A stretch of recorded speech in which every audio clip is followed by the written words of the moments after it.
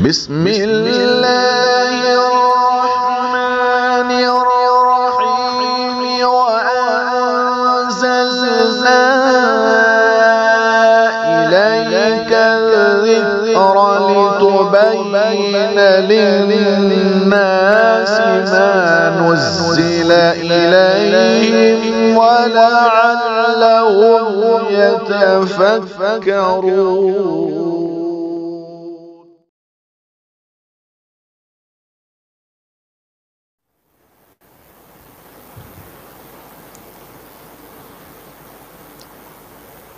الحمد لله رب العالمين والصلاة والسلام على سيد الأنبياء والمرسلين وعلى آله وأصحابه أجمعين. أما بعد، أعوذ بالله من الشيطان الرجيم. بسم الله الرحمن الرحيم. ثم أورثنا الكتاب الذين اصطفينا من عبادنا. صدق اللہ مولانا العظیم.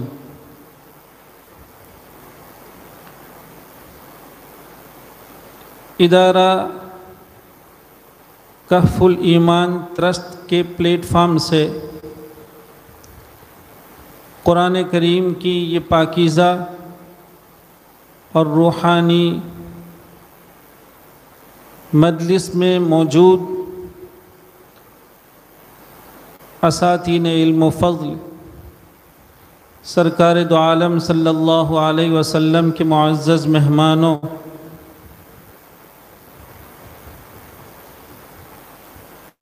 اور ان مستجاب ساعات کی قدر شناسی کے طور پر اس محفل قرآنی میں مختلف انداز میں شریک میرے نیک نفوس بزرگوں اور بھائیوں، اللہ رب العزت کا ہم کس عبارت میں اور کس زبان میں شکر بجا لائیں کہ رب کریم نے اپنی کریمی کے تحت الحمدللہ ثم الحمدللہ اس مجلس کی شرکت ہمارے حق میں مقدر فرمائی، جس مجلس کی برکت سے کئی نیک نسبتیں ہمارا مقدر بننے جا رہی ہیں. چنانچہ جمعے کی بابرکت شب ہے اور اس میں ہمارے چند عزیز روایت حفص علیہ من رحمہ میں تکمیل کرنے جا رہے ہیں، اور ختم قرآن کریم کی مجلس سے متعلق لسان بابرکت صلی اللہ علیہ وسلم نے اس کو ساعت مستجابہ فرمایا ہے. پھر دین بیزاری اور غفلتوں کی دنیا میں رہتے ہوئے کئی نیک نفوس قرآن کریم کے حوالے سے رضائے الہی اور قرب خداوندی کے حصول کے شوق میں اس مجلس میں تشریف رکھتے ہیں. یہ توفیق خداوندی ہے اور کسی کے لیے بھی سعادت عظمیٰ کہی جاتی ہے. پھر بالخصوص آج کی اس مجلس میں انشاءاللہ العزیز سنن نبیہ صلی اللہ علیہ وسلم میں کہ اہم ترین سنت یعنی قرأت 7 و 10 قرأت مختلفہ کا اجرا اور اس کی خشت اول ثبت ہونے جا رہی ہے، جس کو ہم اور آپ اللہ رب العزت سے باقیات الصالحات کے انداز میں امید کریں کہ اللہ رب العزت اس خشت اول کی ہماری شرکت کو ہمارے میزان عمل میں فرمائے. یہ وہ سنن ہیں جس کے لیے جیسا کہ مسلم شریف کی روایت ہے کہ سرور کونین صلی اللہ علیہ وسلم مدینۃ المنورہ میں بنو غفار کے تالاب پر تشریف رکھتے تھے. حضرت جبریل علیہ السلام تشریف لاتے ہیں اور آپ کو اللہ رب العزت کی طرف سے یہ پیغام سناتے ہیں کہ اللہ رب العزت نے آپ کو اس کا حکم فرمایا ہے کہ آپ اپنی امت کو ایک طرز تلفظ میں اور پروناؤنسیشن کے ایک ہی اسٹائل میں قرآن کریم کو پڑھائیں، سکھلائیں اور اسی میں تلاوت کا حکم کریں۔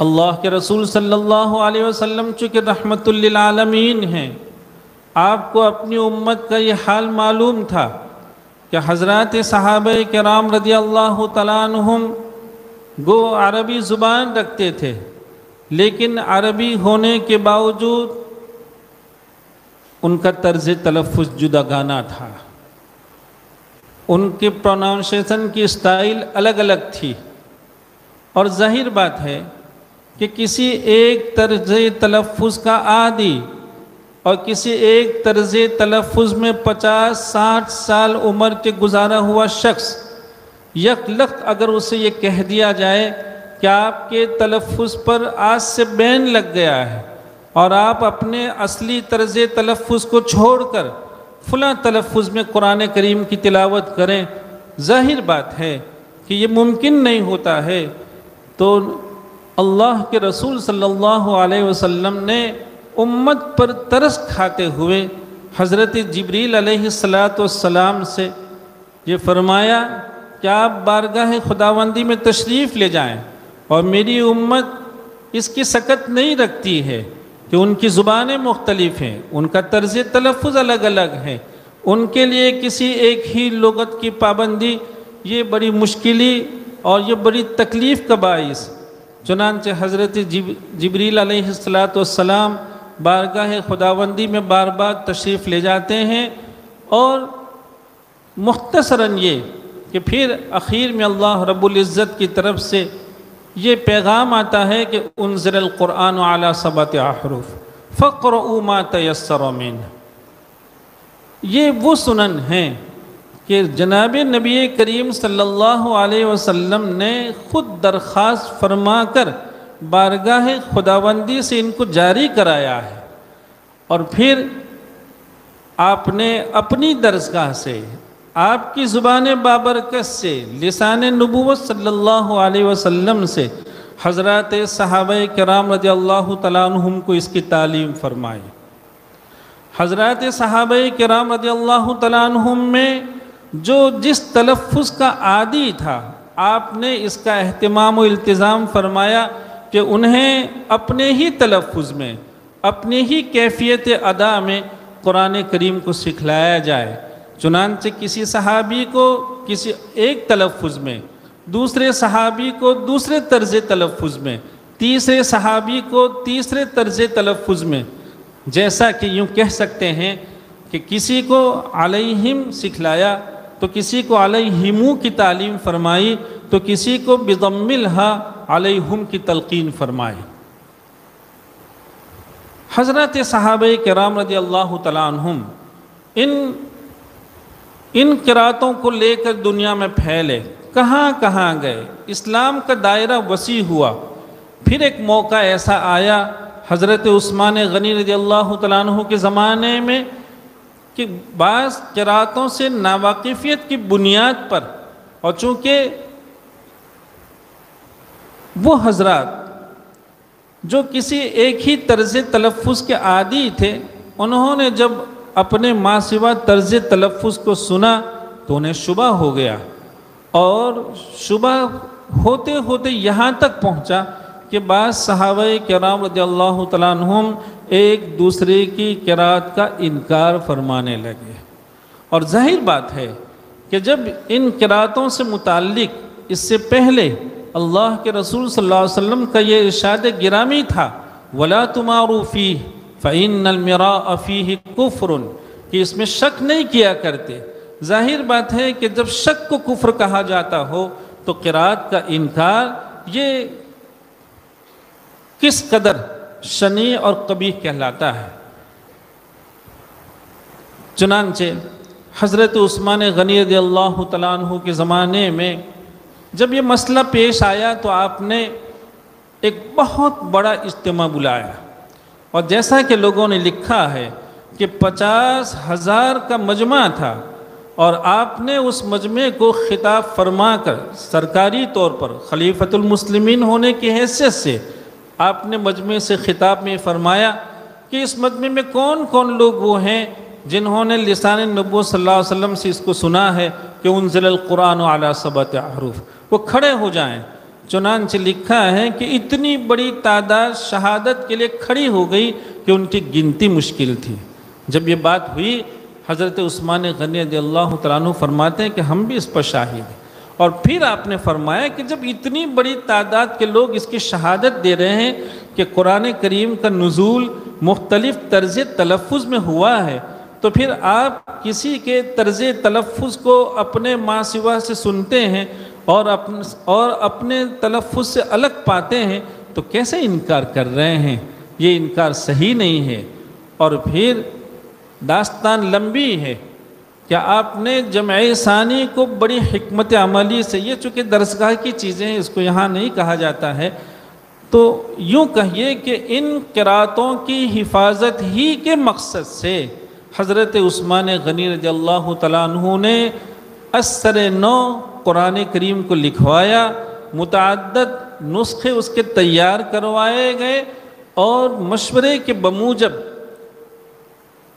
بلاد اسلامیہ جہاں مسلمانوں کی بڑی تعداد آباد تھی، ان بلاد کے لیے ایک ایک مصحف تیار کیا گیا، لیکن مصحف کی تیاری سے پہلے اس کو ملحوظ رکھا گیا کہ اس ملک میں اور اس شہر میں ہمارے لوگوں کا طرز تلفظ کیا ہے، چنانچہ ان کے طرز تلفظ کے مطابق ان کے یہاں کے لیے مصحف تیار کیا گیا۔ اور پھر اتنے ہی پہ اکتفا نہیں، ان قراتوں کے صحیح تلفظ کے لیے، اس کی اشاعت کے لیے سرکاری اور حکومتی طور پر جب ان مصاحف کو بلاد میں بھیجا گیا تو اس کے ساتھ ساتھ ایک ماہر تلفظ اور ایک قاری اور ایک مقری کو مصحف کے ساتھ ساتھ بھیجا گیا۔ انداز لگائیے، جس کو یوں کہا گیا ہے کہ مختلف قراتوں کی پہلی تحریری حفاظت اگر ہوئی ہے تو جمع ثانی سے ہوئی، اور جمع ثانی یہ قرآن کریم کی ان قراءات مختلفہ کی تحریری حفاظت کی خشت اول تھی۔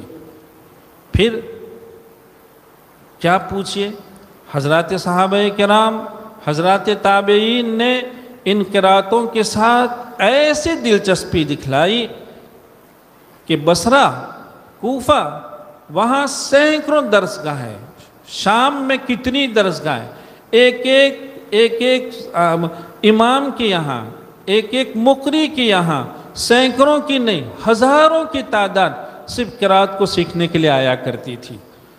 امت نے اس کی طرف ایسا تاریخی اعتنا فرمایا کہ کوئی قوم آج بھی اس کی مثال پیش نہیں کر سکتی ہے۔ کیا مفسرین، کیا محدثین، کیا فقہا، سب ہی نے اس شریف فن کو گلے لگایا اور اس کو اپنی ضرورت سمجھا اور اس کو اپنی سعادت خیال کیا۔ اب یہ علمی زمرہ ہے اور علمی زمرہ اس سے واقف ہیں کہ حضرات فقہائے اربع، اس میں امام مالک رحمۃ اللہ علیہ، جہاں فقہ کے اتنے بڑے امام ہیں، وہاں آپ امام نافع سے علم قرات میں استفادہ کر رہے ہیں اور ان سے سند حاصل کر رہے ہیں۔ امام ابو حنیفہ رحمۃ اللہ علیہ 3 بڑے بڑے ائمہ قرات سے، ایک امام اعمش ہیں، ایک امام عاصم ہیں، اور ایک امام عبد الرحمن ابی لیلہ ہے، ان سے وہ قرات میں استفادہ کرتے ہیں اور سند حاصل کر رہے ہیں۔ امام شافعی رحمۃ اللہ علیہ، انہوں نے اسماعیل ابن عبداللہ قسطنطین سے، اور انہوں نے عبداللہ ابن کثیر مکی رحمۃ اللہ علیہ سے، یوں امام شافعی رحمۃ اللہ علیہ ایک واسطے سے عبداللہ ابن کثیر مکی رحمۃ اللہ علیہ سے قرات میں تلمذ رکھتے ہیں۔ امام احمد ابن حنبل رحمۃ اللہ علیہ نے 5 مشائخ قرات سے قرات میں سند حاصل کی۔ اس میں یحییٰ ابن آدم، عبید ابن صباح جیسے لوگ ہیں، یہ فقہائے اربعہ تھے، اور ظاہر بات ہے کہ اللہ رب العزت نے فقہی خدمات کے لیے ان کا انتخاب فرمایا تھا، مگر اس کے باوجود قرات چونکہ ہر کسی کی ضرورت ہوا کرتی ہے، اور اس سنت سے محرومی کو کون نیک نفس برداشت کر سکتا ہے، چنانچہ ان نفوس قدسیہ نے مختلف علوم و فنون میں مرجعیت کی حیثیت میں رہتے ہوئے اصحاب فن اور اصحاب قرات سے زانوِ تلمس طے کیا ہے۔ اللہ تعالیٰ ان اکابر کو ہماری طرف سے بہت جزائے خیر عطا فرمائے۔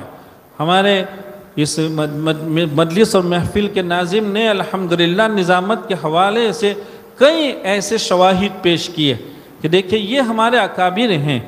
ملا علی قاری رحمۃ اللہ علیہ کے باب میں ابھی ہم سن رہے تھے کہ ان کی کیا حیثیت تھی، لیکن ہم سب جانتے ہیں کہ شاطبیہ کی 90 شروحات آج تک دنیا میں لکھی گئی، لیکن ان میں سب سے زیادہ فائق اگر کوئی شرح آج بھی ہے تو ملا علی قاری رحمۃ اللہ علیہ کی شرح شاطبیہ ہے، لیکن علمیہ ہے، اس ملک کا علمیہ ہے کہ جس ملک کے شہر شہر، گاؤں گاؤں، گلی گلی علمی درسگاہیں قائم ہوں، وہاں اس ملا علی کی شرح کو شائع کرنے کی کوئی ہمت نہیں رکھتا ہے کہ اس کو خریدے گا کون۔ یہ اللہ تعالی ہمیں اور آپ کو علمی نسبتیں، علم کا ذوق اور اس کے لیے اپنے آپ کو کھپانے کا شوق عطا فرمائے۔ میرے بزرگوں اور میرے بھائیوں، حضرت اقدس تھانوی رحمۃ اللہ علیہ کے باب میں آپ نے سنا، حضرت ہردوئی رحمۃ اللہ علیہ کے باب میں سنا، اور حضرت ہردوئی رحمۃ اللہ علیہ نے قرات سبا میں تکمیل کیسے فرمائی؟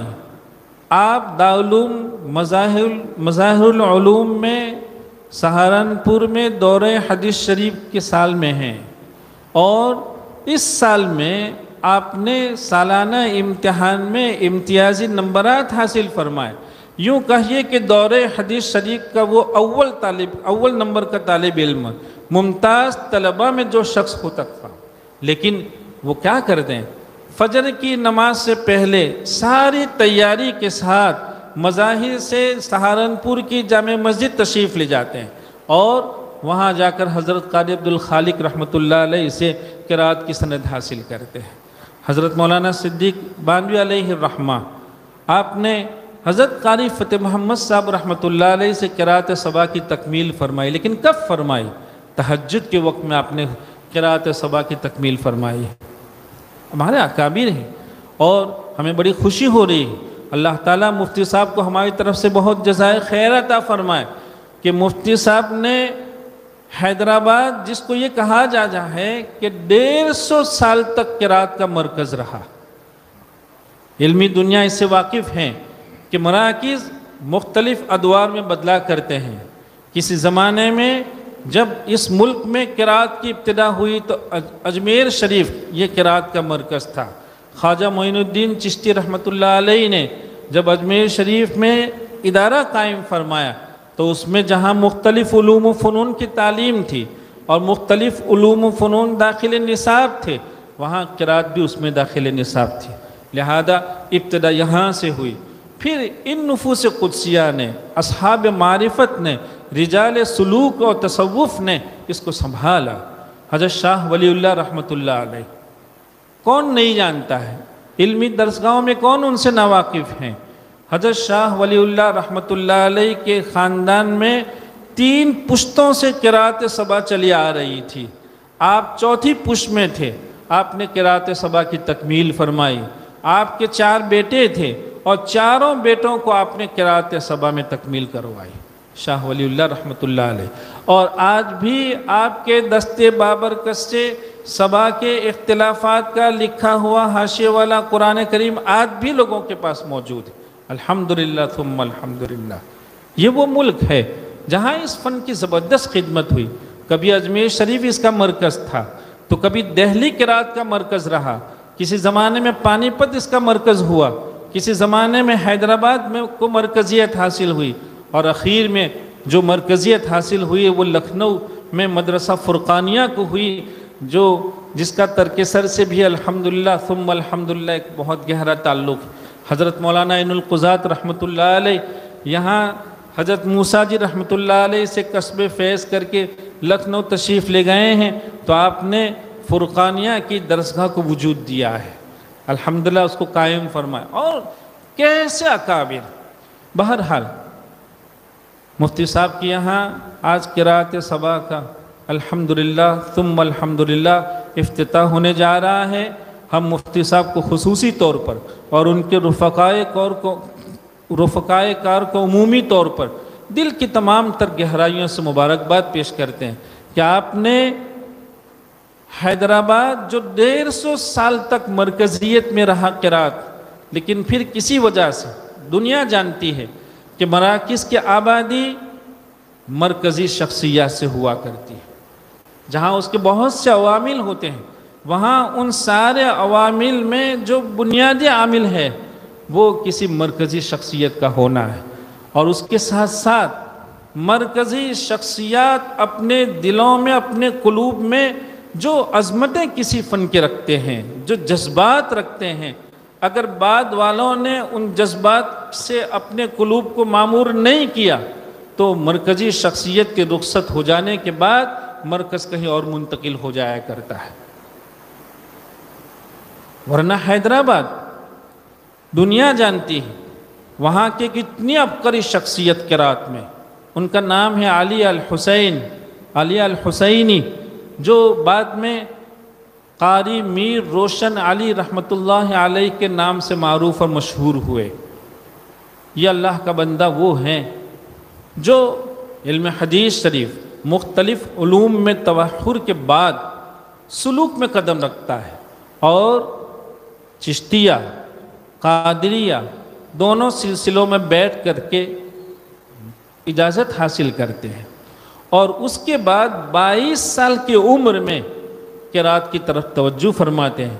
شیخ محمد ابراہیم سے آپ نے قرأت کی تکمیل فرمائی، لیکن تکمیل ایسے نہیں ہوئی، 22 سال کی عمر میں قرأت میں استفادے کی ابتدا ہو رہی ہے، 11 سال کے طویل عرصے کی استفادے کے بعد وہ شیخ محمد ابراہیم سے قرأت سبارہ اشرا کی تکمیل فرما رہے ہیں۔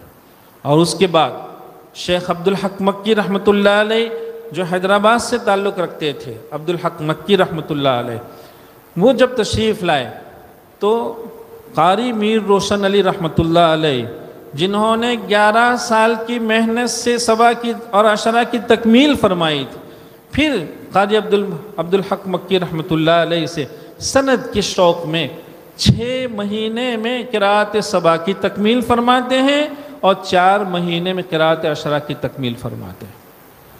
پھر حضرت مولانا مفتی محمد محمود مدراسی رحمۃ اللہ علیہ، جو شیخ محمد سالم کے شاگرد تھے اور قرأت میں بڑی حیثیت کے حامل تھے، حضرت مولانا قاری میر روشن علی رحمۃ اللہ علیہ نے تیسری سند ان سے حاصل کی۔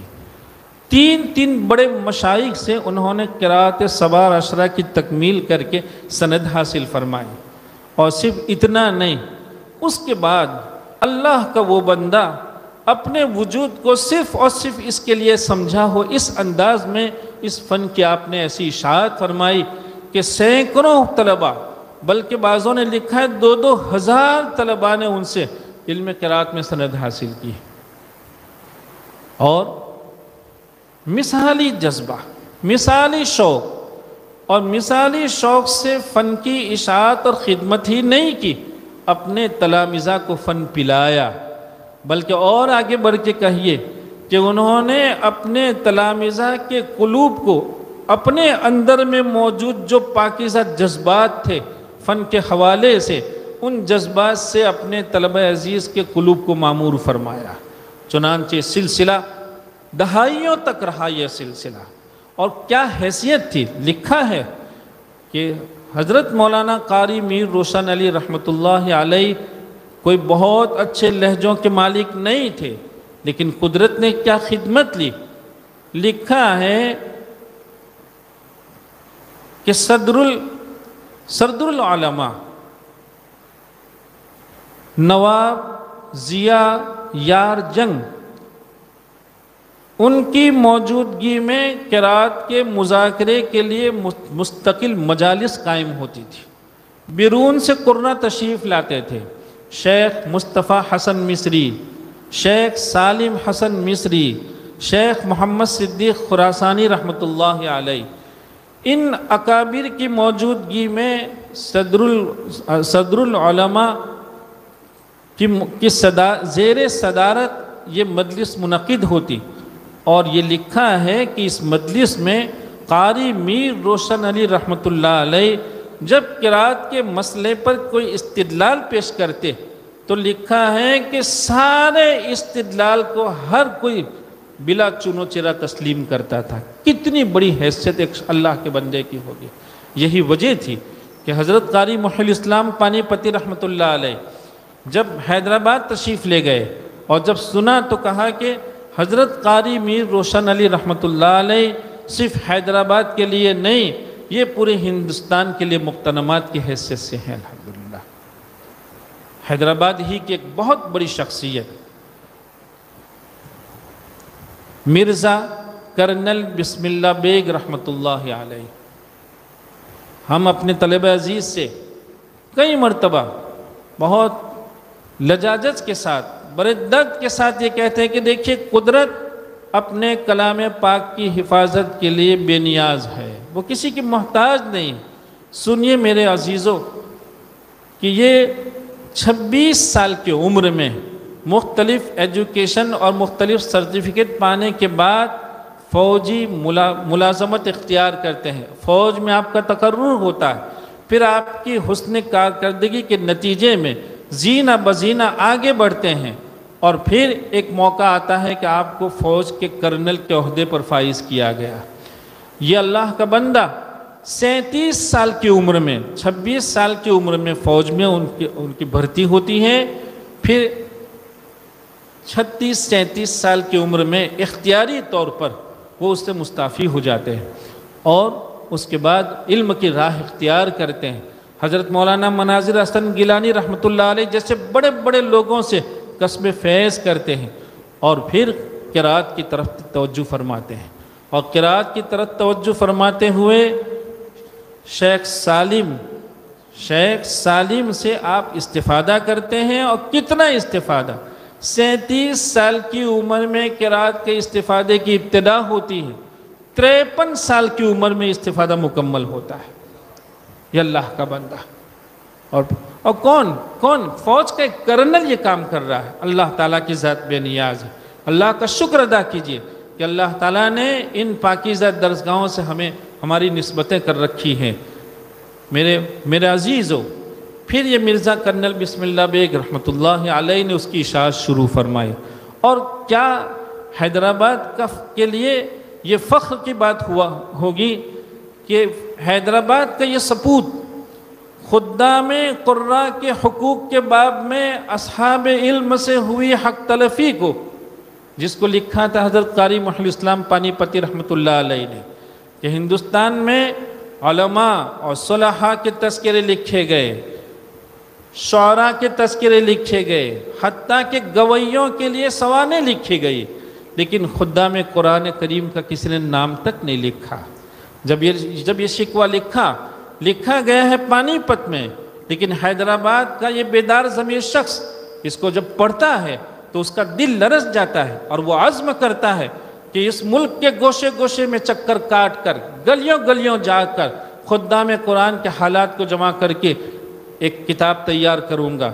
ہمیں یہ سمجھنے کی ضرورت ہے کہ 16 سال تک اللہ کا یہ بندہ محنت میں لگا رہتا ہے، 12 سال تک ہندوستان کا چکر کاٹتا ہے، اور پھر ایک کتاب تیار کرتا ہے تذکرہ قاریان ہند۔ پہلے لوگ یہ سمجھتے تھے کہ خدام قرآن کا یہ حق تو شاید علمی بڑی بڑی درسگاہوں کا کوئی صاحب قلم ادا کرے گا، اور وہ ان خدام قرآن کے حالات کو جمع کرے گا، لیکن قدرت بے نیاز ہے، وہ جس سے چاہے ایسی قسمت سے نواز دیا کرتے ہیں۔ تو کون کر رہا ہے؟ ایک کرنل خدام قرآن کے حالات کو جمع کرتا ہے، اور جس کو یہ کہا گیا کہ وہ اس باب کی انسائیکلوپیڈیا کتاب ہے۔ کیا کتاب ہے! پڑھتے رہیے آپ، اور ایسا لگتا ہے جیسے روحانیت ترقی کر رہے ہو۔ اکابر کی صحبت میں جیسے ہم بیٹھے ہیں، حیدرآباد ہی کی ایک بہت ہی عبقری شخصیت حضرت قاری کلیم اللہ رحمۃ اللہ علیہ حسینی، یہ بھی یہ حیدرآباد کو کہیے کہ حیدرآباد کی خوبصورت پیشانی کا زمر کہلاتے ہیں۔ یہ اللہ کا بندہ یہاں سے دنیاوی تعلیم پا کر برطانیہ آکسفورڈ یونیورسٹی میں جا کے پی ایچ ڈی کی ڈگری حاصل کرتا ہے، پھر وہاں سے حیدرآباد لوٹتے ہیں اور حیدرآباد کی نظامیہ یونیورسٹی میں وہ پروفیسرنگ کرتے ہیں، لیکن قرأت سے ان کی دلچسپی تھی، وہ اس پروفیسرنگ کے درمیان قرأت کو بڑے بڑے مشائخ سے حاصل کرتے ہیں، اور صرف اتنا نہیں، قرأت کی اشاعت کا یہ شوق تھا کہ انہوں نے اپنی جان تو کھپا دی تھی، لیکن حیدرآباد شہر کے وسط تو خیر نہیں کہہ سکتے ہیں، لیکن حیدرآباد شہر کے بہت قیمتی علاقے میں آپ نے اپنی پوری جائیداد ادارہ کلیمیہ کے حوالے کر دی اور وہاں ادارہ کلیمیہ قائم ہوا۔ مجھے یاد ہے کہ جب ہم 1985 میں، شاید جہاں تک ہمیں یاد پڑ رہا ہے، 1985 میں آل انڈیا لیول پر ہونے والے مسابقے میں جب ہم شرکت کے لیے یہاں سے گئے تھے اور شیخ حذیفی ہمارے حکم تھے، اس موقع پر ہم حضرت قاری کلیم اللہ حسینی رحمۃ اللہ علیہ کے یہاں سند کے حرص میں حاضر ہوئے۔ حضرت نے ہمیں ہر طرح سنا اور پھر دستخط فرمائے اور اس وقت کہا کہ ان کو ہمارے مدرسے میں لے جاؤ۔ ہم جب وہاں گئے تو ہم نے دیکھا کہ 60-70 سالہ بوڑھی خواتین تجوید و قرأت کا امتحان دے رہی تھی۔ کیا لوگ تھے، کیسے بافیض لوگ تھے۔ پھر سب سے پہلے قرأت کی اتنی بڑی تعداد کی کتابوں کی اگر مجھے کہیں زیارت ہوئی ہے تو حضرت قاری کلیم اللہ رحمۃ اللہ علیہ کی یہاں 1985 میں جب ہمارے مراکز میں فوائد مکیہ اور جزری کے ایک آدھ دو شرح کے سوا کوئی کتاب نہیں تھی، ایسے وقت میں ادارہ کلیمیہ کے کتب خانے میں 300 کتابیں صرف قرأت کی تھی، 300 کتابیں تجوید و قرأت کی تھی، اور سب سے پہلے نثر المرجان کی مجھے زیارت ہوئی تو وہاں ہوئی تھی، الحمدللہ ثم الحمدللہ۔ اور جب نثر المرجان کی بات آئی تو چونکہ حیدرآباد 150 سال تک مرکزیت میں رہا، لیکن نہ معلوم پھر کیا ہوا، اللہ رب العزت نے تقدیر حیدرآباد کی تقدیر میں کیا لکھا کہ جو جیسے اکابر اور فن کے جیسے شارح لوگ اور فن کے غیر معمولی جذبے کے حامل لوگ جو موجود تھے، دھیرے دھیرے وہ رخصت ہوئے۔ اس ملک کے لیے اس کو المیہ نہیں کہیں گے تو کیا کہیں گے کہ اتنی ساری کتابیں ہر فن پر، سینکڑوں نہیں ہزاروں کتابیں۔ یہ ملک، اس ملک میں آباد علمی طبقہ کتابوں سے کیسا رشتہ رکھتا ہے، کیسی کتابیں مارکیٹ میں کھپی جا رہی ہیں، لیکن یہ نثر المرجان کے باب میں عجیب و غریب کیا قدرت کو منظور تھا کہ اللہ کا یہ بندہ جب یہ کتاب لکھتا ہے، کس حیثیت کی کتاب ہے، آپ کو بتلائیں کہ عرب دنیا بھی علم رسم میں نثر المرجان کو حرف آخر کی حیثیت سے خیال کر رہی ہے۔ جب شیخ ابراہیم الاخضر دامت برکاتہم العالیہ ان کی خدمت میں لے کر ہم سب کے بڑے، ہمارے محسن، ہمارے مربی حضرت رئیس الجامعہ علیہ الرحمہ کے ساتھ مدینۃ المنورہ میں جب ہم ان کے گھر پہنچے اور شیخ کی خدمت میں ہم نے، چونکہ ان سے ہماری برطانیہ میں ملاقات ہوئی تھی اور شیخ کو لوگوں نے بتلایا کہ یہ انڈیا سے آیا ہوا ہے، مسابقے میں ہم گئے تھے، تو شیخ نے ہم سے پوچھا کہ آپ اس کتاب سے واقف ہیں؟ میں نے کہا جی الحمدللہ، اور ایک لمبا سفر ہوا تھا، یہ موقع اس کا نہیں ہے کہ پوری داستان سنائیں۔ تو بہرحال ہم وہ کتاب لے کر خدمت میں بطور ہدیہ پیش کرنے کے لیے جب حاضر ہوئے، ابھی پہنچے ہی تھے اور جیسے ہی کتاب دیکھی تو شیخ نے اس کو اپنی پیشانی اور اس کو بوسے دیے کتاب کو، ایسی زبردست کتاب، اور کیوں نہیں ہوتی؟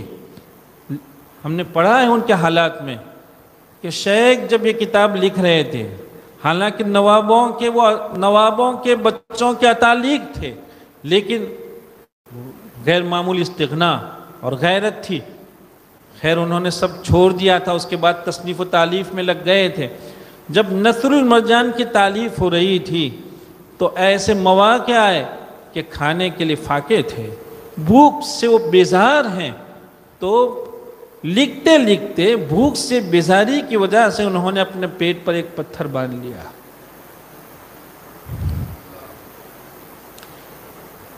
پھر آگے لکھتے ہیں، پھر لکھتے لکھتے بھوک جب شدت کی ہو گئی اور دوسرے پتھر کی ضرورت پیش آئی تو آپ نے اپنے پیٹ پر دوسرا پتھر باندھا. میرے عزیزوں، کیا اکابر تھے. اور ہم اللہ سے دعا کریں، آج کی اس بابرکت مجلس میں مستجاب ساعت میں اللہ سے دعا کریں کہ اللہ تعالیٰ یہ سعادت ہمارے حصے میں فرمائے. لیکن کیا ملک ہے اور کیسی ناقدری ہے کہ اللہ کا ایک بندہ ایک اتنی غربت میں، اتنی تنگیوں میں، ایسی تلخیوں میں، ایسے فاقوں کے ساتھ ایک کتاب لکھ رہا ہے اور اتنی زبردست کتاب لکھ رہا ہے. لیکن سنیے، تقریباً 100 سال تک یہ کتاب مخطوطے کی حیثیت میں رہی، 100 سال تک. پھر حیدرآباد میں اس کی طباعت کا نظام بنا. یہ تو اصل مدراس سے تھے، حضرت مولانا محمد غوث اکاد، یہ اصل تو مدراس سے تعلق تھا ان کا. یہ پھر نظام کیا ہے، اس کی طباعت کا نظام بنا. اخیر میں حضرت مولانا شیروانی علیہ الرحمہ کی زیر نگرانی اس کتاب کی طباعت کی تکمیل ہوئی. 100 سال تک کوئی کتاب کو نہیں جانتا تھا. انداز لگائیے اس فن سے کیسی بے اعتنائی تھی، اور کہاں بے اعتنائی تھی. مرکز کے بغل میں ایک ایسی زبردست کتاب لکھی جائے، 150 سالہ مرکزیت میں جو حیدرآباد رہا، اس کے بغل میں ایک ایسی کتاب لکھی جا رہی ہے، لیکن اس کتاب کو شائع کرنے والا کوئی نہیں ہے. حیدرآباد میں جو ہے وہ حالات میں مساعدت تھی، اسباب و وسائل تھے، لیکن اتنی زبردست حیثیت کی کتاب کی طرف کسی نے اعتنا نہیں کیا.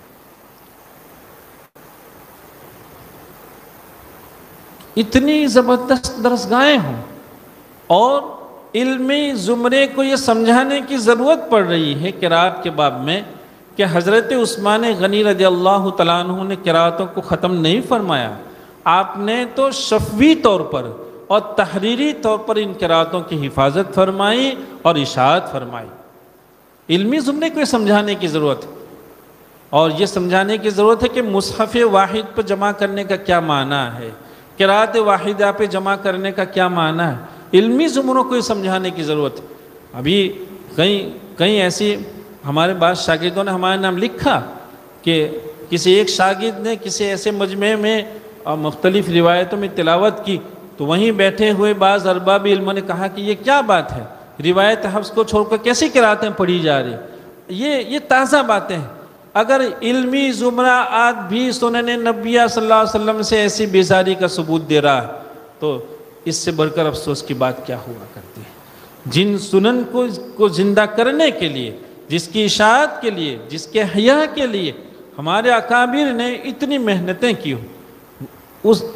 ہم نے تو ان کو اپنے آبا خیال کیا ہے. ہم اپنی نسبتیں ان سے بتلاتے ہیں، اور نسبتوں کا مقتضا تو یہ تھا کہ ہم ان کے خطے کو اپناتے، ان کی راہ کو اختیار کرتے، اور انہوں نے جن چیزوں کو گلے لگایا وہ ہمارے گلے لگتی ہے. تو کہا جاتا ہے کہ ان آبا سے ہمیں صحیح نسبتیں ہیں. بہت مبارک ہو. اللہ تعالیٰ حضرت مولانا کو ہماری طرف سے بہت جزائے خیر عطا فرمائے.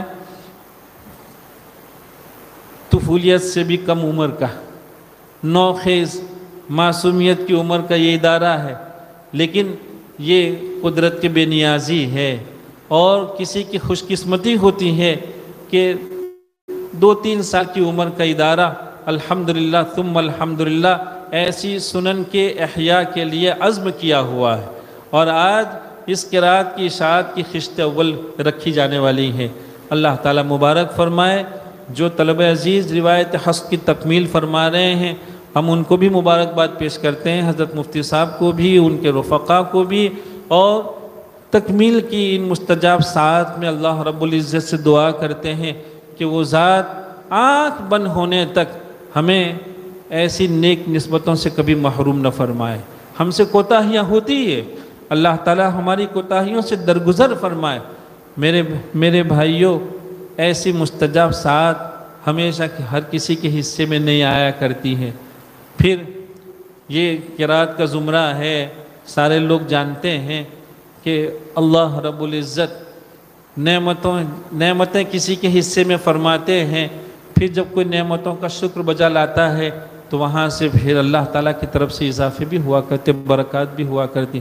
اگر ہم نے اللہ تعالیٰ کا شکر ادا کیا اس نیک نسبت پر تو انشاءاللہ ثم انشاءاللہ نیک نسبتوں میں اضافہ ہوگا۔ ہم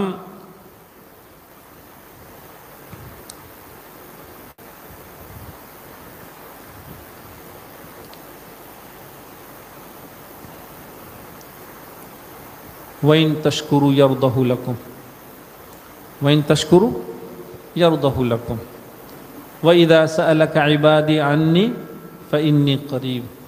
تشکروا یرضہ لکم میں اللہ تعالیٰ امام حفص رحمۃ اللہ علیہ کو جزائے خیر عطا فرمائے کہ آپ یہاں یرضہ صلہ نہیں کر رہے ہیں، بغیر صلے کے پڑھ رہے ہیں، اور ظاہر بات ہے کہ صلے میں ذرا سی دیر لگتی ہے۔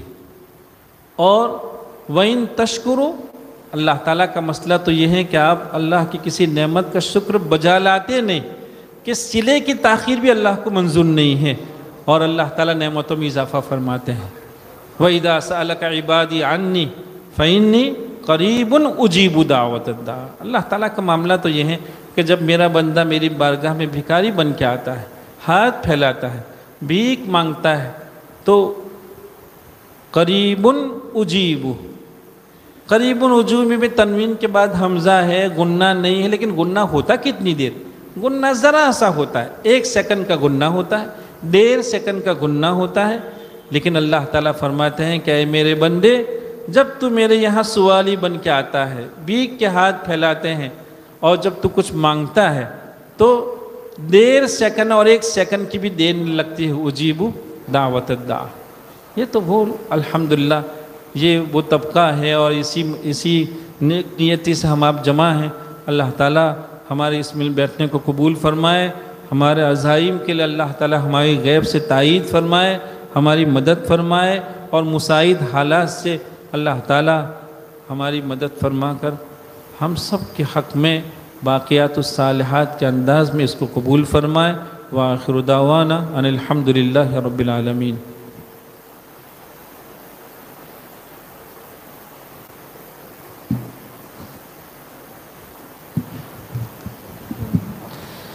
جزاکم اللہ تعالی احسن الجزا۔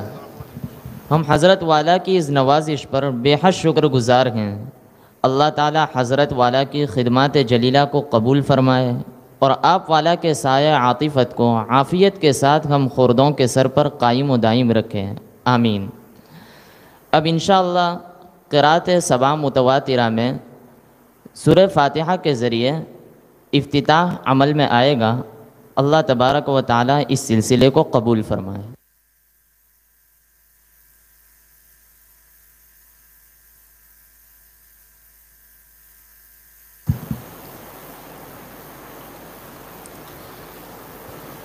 اعوذ باللہ من الشیطان الرجیم، بسم اللہ الرحمن الرحیم۔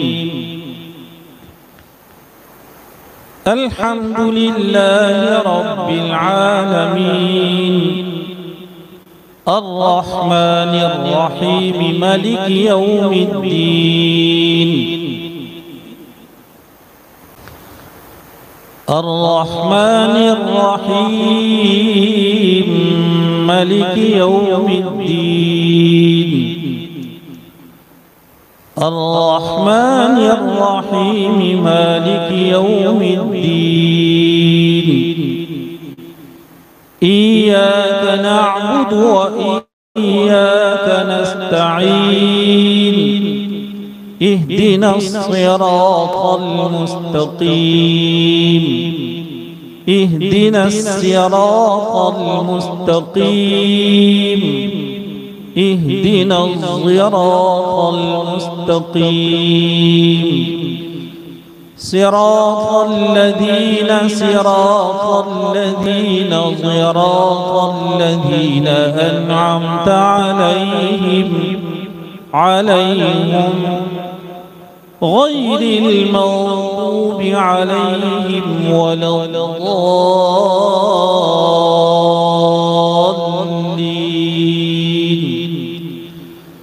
غير المغضوب عليهم ولا الضالين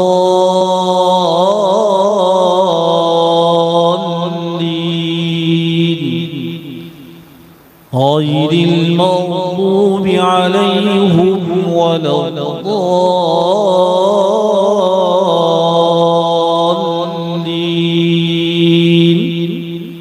صدق الله العظيم. اب ہم صدر محترم سے مؤدبانہ درخواست کرتے ہیں کہ اپنی مستجاب دعاؤں کے ذریعے اس محفل کو پائے تکمیل تک پہنچائے.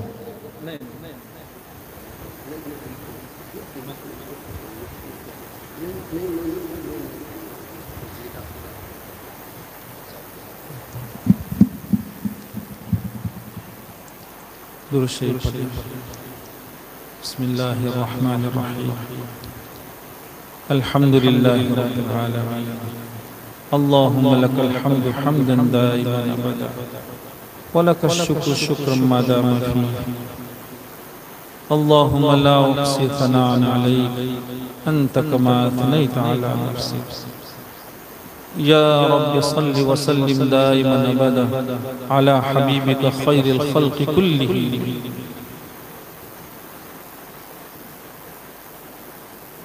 اللهم اغفر لنا ذنوبنا وكفر عنا سيئاتنا وتوفنا مع الأبرار.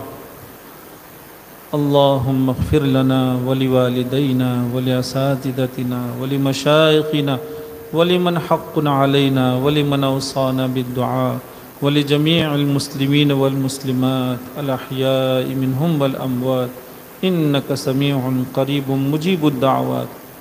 اللهم إنك عفو كريم رحيم تحب العفو فاعف عنا يا كريم فاعف عنا يا كريم فاعف عنا يا كريم. ربنا آتنا في الدنيا حسنة وفي الآخرة حسنة وقنا عذاب النار وقنا عذاب النار. رب کریم ہمارے گناہوں سے درگزر فرما. اللہ ہم آپ کے بڑے پاپی بندے ہیں مولا. ہمیں اپنے گنہگار ہونے کا ہر طرح اعتراف ہے. اللہ گناہ کرتے کرتے قلوب سیاہ ہو گئے ہیں. آپ کی ذات عالی نے تو ہمیں کیسا پاکیزہ قلب عنایت فرمایا تھا، لیکن مولا ہم اس کی پاکیزگی کو برقرار نہیں رکھ پائے. اللہ ہمیں قلوب کی پاکیزگی کا اہتمام نصیب فرما.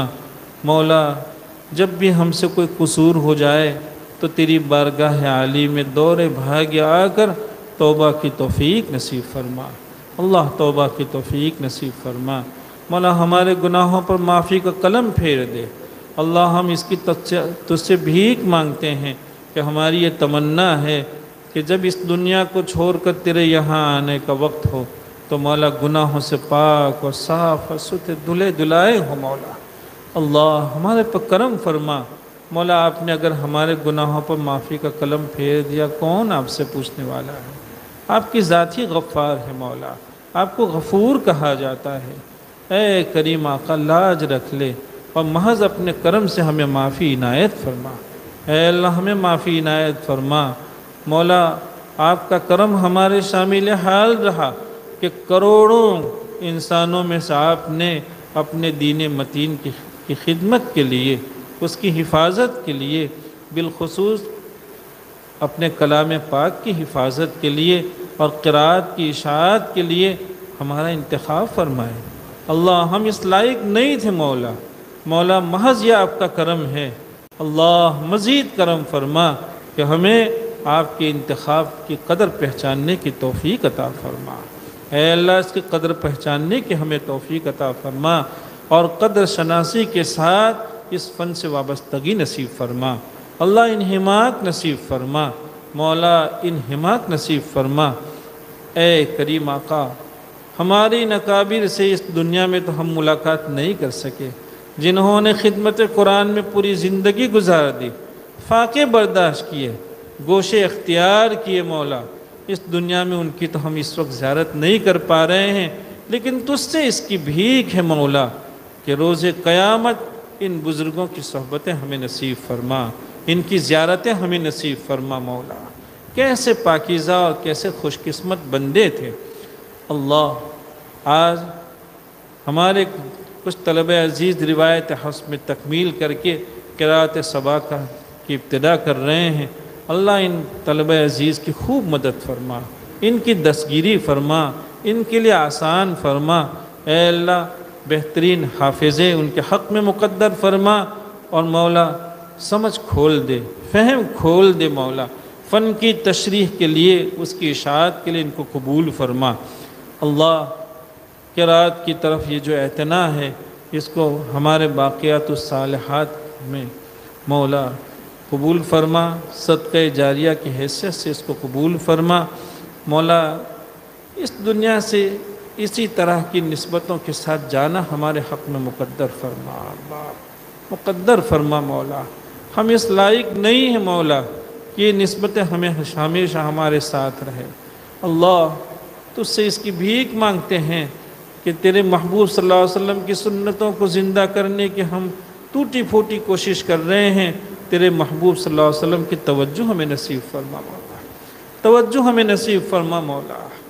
اے اللہ سرکار دو عالم صلی اللہ علیہ وسلم سے عشق اور محبت نصیب فرما مولا، اپنی معرفت نصیب فرما، اپنی مالا جپنے کا ہمیں شوق عطا فرما، ہماری زبانوں پر تیرے ذکر کو جاری فرما، اور درود پاک کو ہماری زبانوں پر جاری فرما، ہماری قسمت کو بلند فرما، ہمیں کسی کا محتاج نہ بنا مولا۔ ان دینی درسگاہوں کی غیب سے تو حفاظت فرما۔ اے کریم آقا، ان دینی درسگاہوں کو اس وقت جو چیلنج ہے، آپ کی ذات عالی اس سے بخوبی واقف ہیں، اللہ تو ہی مدد فرما مولا۔ تو قادر مطلق ہے اللہ، تو قادر مطلق ہے مولا۔ اللہ تجھے تیری قدرت کا واسطہ ہے کہ ان درسگاہوں کی حفاظت فرما، ان میں کام کرنے والے اور اللہ ان میں آباد طبقے کی تو حفاظت فرما، ہر طرح حفاظت فرما۔ اللہ ہماری ضرورتوں سے آپ ہم سے زیادہ واقف ہیں، ہماری پریشانیوں سے بھی آپ واقف ہیں مولا۔ اللہ ہماری مشکلات کو آسان فرما، پریشانیوں کو دور فرما، ضرورتوں کا غیب سے تکفل فرما، اور مولا اپنی ذات عالی سے خصوصی تعلق پیدا فرما۔ اللہم انا نسألک من خیر ما سألک منہ نبیک محمد صلی اللہ علیہ وسلم، ونعوذ بک من شر ما استعاذک منہ نبیک محمد صلی اللہ علیہ وسلم، انت المستعان وعلیک البلاغ ولا حول ولا قوة الا باللہ العلی العظیم۔ ہم صدر محترم کی اس ذرہ نوازی پر صمیم قلب سے شکر گزار ہیں۔